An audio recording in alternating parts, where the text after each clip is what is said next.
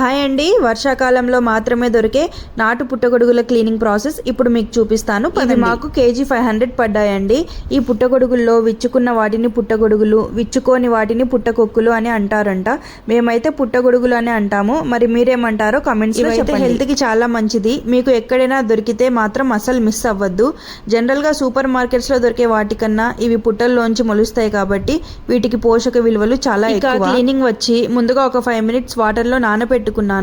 మట్టి తడిస్తే క్లీన్ చేసేటప్పుడు ఈజీగా వెళ్ళిపోతుంది. 3 times వాటర్ అయితే మార్చి కడిగాను నేను. ఇంకా చాలా వరకు మట్టి పోయింది, కానీ పుట్టమన్ను కదా అక్కడక్కడ మెత్తగా బంకగా అతుక్కుపోయి ఉంది. అందుకని మళ్ళీ లాస్ట్లో ట్యాప్ ఆన్ చేసి మళ్ళీ ఇంకోసారి ఒక్కొక్క దాన్ని నీట్గా కడిగాను. ఆల్మోస్ట్ ఇంకా మట్టి మొత్తం పోయింది. ఇంకా మళ్ళీ లాస్ట్లో ఫైనల్గా ఒకసారి మొత్తం అన్ని వాటర్లో వేసేసుకొని మళ్ళీ ఒకసారి నీట్గా క్లీన్ చేసుకున్నాను. ఇంకా అంతే అండి, తెల్లగా మల్లె పువ్వుల్లాగా భలే నీట్గా వచ్చాయి పుట్టగొడుగులు. నేనైతే ఇంకా మళ్ళీ ఒక బొక్కల గిన్నెలోకి ఇవన్నీ తీసేసుకొని వాటర్ అంతా పోయే వరకు సపరేట్గా పెట్టుకున్నాను. నాకైతే గంట పట్టింది ఇవి క్లీన్ చేయడానికి. నెక్స్ట్ వీడియోలో వీటి కర్రీ ఎలా చేసుకోవాలో చూపిస్తాను. బాయ్.